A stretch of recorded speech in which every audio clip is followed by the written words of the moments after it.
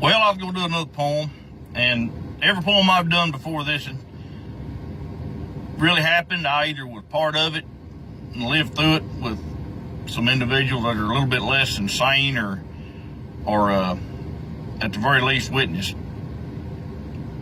the event. This poem here I kind of just put together with stuff that's happened to me over the years that I've seen, done, been a part of, and then a whole lot of good stories from some sure enough good hands, some good cowpunchers.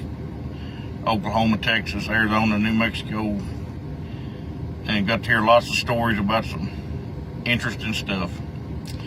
And there's a difference in this brush country. There's a difference between wild cattle and spoilt cattle. Spoilt cattle, there's different levels of being spoilt. From you sure enough got to get a hold of them till that was the fly. I wasn't making random movements. To some of them just going to run off when you get the pens. You're going to go catch them later or get a pack of dogs. But to me, spoilt cattle's been in a pen, been handled, been worked. And wild cattle, I'm talking wild like a buck deer. I mean wild. You're not going to get a hold of them and throw them in a roundup unless you're out there one or two guys with a pack of dogs. Sometimes that works on these wild suckers. Most of them you're going to have to catch and lead out or load. And you don't find sure enough wild cattle in a whole bunch of places. Most of them got to be either fairly big or just hadn't been messed with in years and years.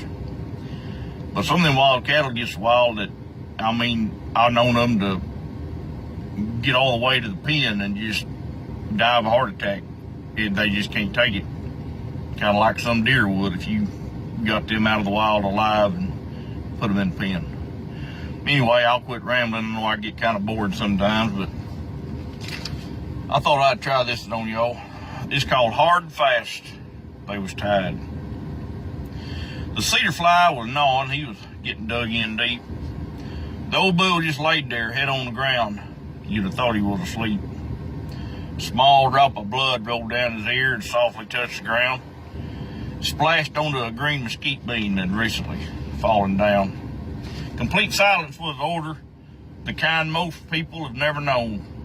The only sound was his big heart a beating as he lay there in his home. His thick red hide was hard and tight, stretched over muscle and bone. He carried deep scars from his life in the brush, but he had no brand to be shown. His ears picked up the sound so faint, but a sound he knew so well. It was the soft scratch of a thorn meeting leather and a rider bringing hail. Old man knew they had come an hour ago. He'd caught the scent of man.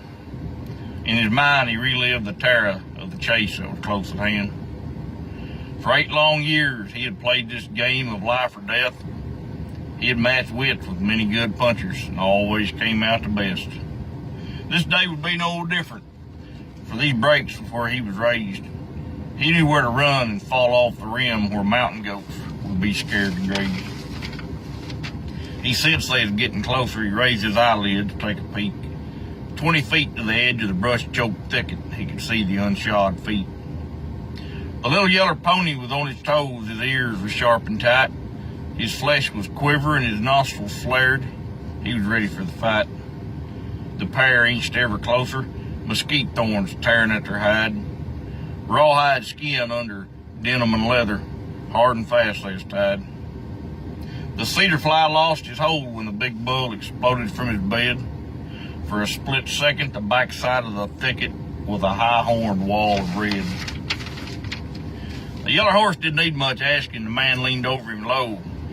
He knew well enough that horse wouldn't run around trees to get where he needed to go.